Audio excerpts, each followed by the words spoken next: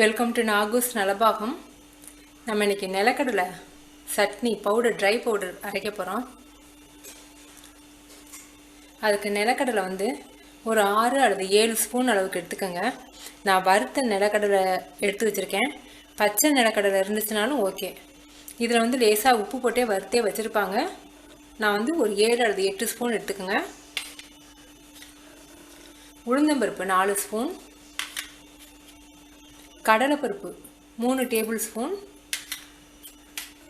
மல்லி 1 ஸ்பூன், மிளகாய் ஒரு 12 மிளகாய் எடுத்திருக்கேன், கறி லீவ்ஸ் கொஞ்சம், புளி ஒரு 3 கொண்டக்கடலையை சேர்த்தா எந்த அளவுக்கு இருக்குமோ அந்த அளவுக்கு எடுத்துக்கோங்க.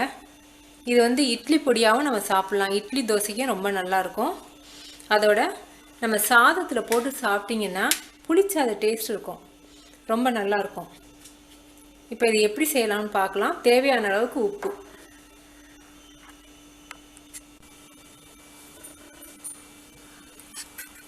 இப்போ நம்ம இதில் நல்லெண்ணெய் சேர்த்துக்க போகிறோம். நல்லெண்ணெய் தான் அதுக்கு நல்லா இருக்கும்.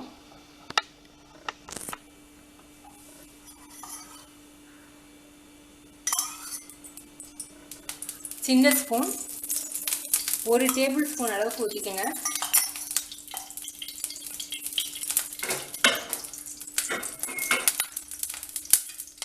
கடலைப்பருப்பு,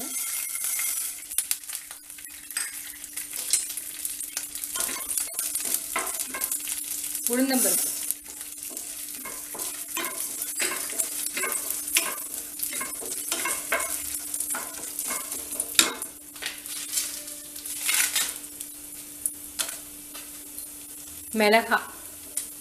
மிளகாய் நல்லா கலர் மாறணும், எல்லாம் ப்ரௌன் கலராக வரணும். நம்ம 1 ஸ்பூன் நல்லெண்ணெய் ஊற்றிருக்கோம். நீங்கள் அரை ஸ்பூன் கூட ஊற்றிக்கோங்க.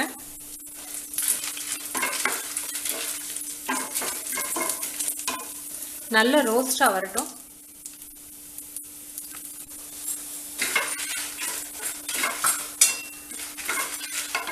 இப்போ புளி, மல்லி கருகி போயிடாமல் இருக்கணுங்கிறதுக்காக கடைசியாக போடுறோம்.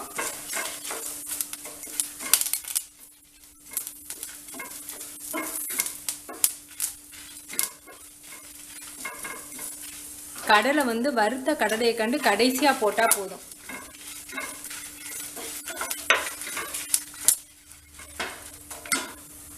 பெருங்காயம் உங்களுக்கு இன்க்ரீடியன்ட் சொல்ல விட்டுட்டேன். இப்போ பெருங்காயம் ஒரு 1/4 டீஸ்பூன் அளவுக்கு,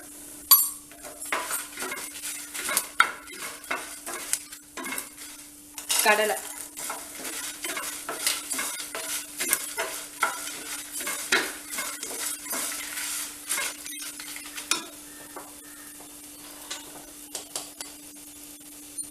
தேவையான அளவுக்கு உப்பு. இதை ஆயில் ஊற்றாமல் ட்ரை ரோஸ்ட் பண்ணிங்கன்னா இட்லிக்கு நல்லாயிருக்கும். சாதத்துக்கு நீங்கள் அதிகமாக கொஞ்சம் நெய் ஊற்றிக்கிற மாதிரி இருக்கும். இது நம்ம எண்ணெய் ஊற்றி செய்கிறதுனால கொஞ்சம் வாசமாகவும் இருக்கும், ரெண்டாவது கெடாமல் இருக்கும்.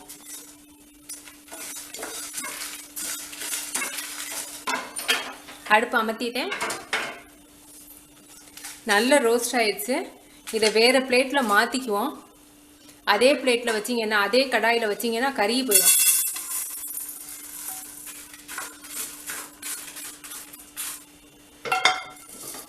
இப்போ உங்களுக்கு கருவேப்பிலையெல்லாம் இப்படி மடிச்சிங்கன்னா மடிக்க வரும், ஒடியாது. இது ஆறுனா தான் நல்லா உங்களுக்கு மொறுமொறுன்னு இருக்கும். இந்த பாருங்கள், மிளகாய் இப்போ மடிக்க வருது இல்லையா? இது மிக்சியில் போட்டிங்கன்னா உங்களுக்கு அரைபடாது. இது நல்லா ஆறட்டும். ஆறின பிறகு நல்லா மொறுமொறுன்னு காஞ்சிரும். காஞ்ச பிறகு இதை நம்ம மிக்சியில் அரைச்சி காமிக்கிறேன் உங்களுக்கு.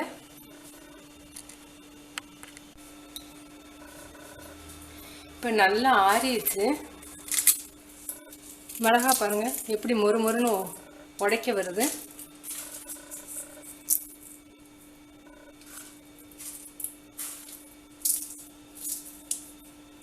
கருவேப்பிலை இந்த மாதிரி ஒடியணும், நொறுங்கணும். அப்போ தான் உங்களுக்கு அரைக்க வரும்.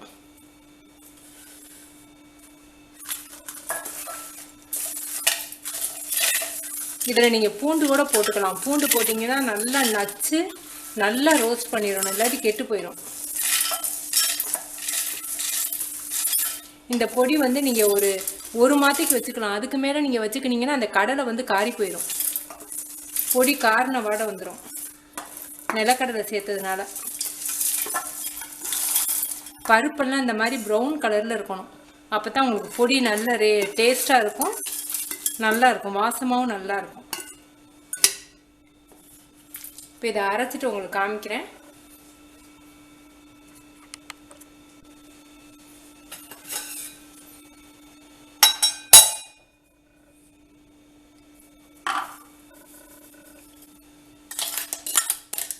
பொடி நல்ல டேஸ்ட்டாக இருக்குது, சாதத்துக்கு ரொம்ப டேஸ்ட்டாக இருக்கும்.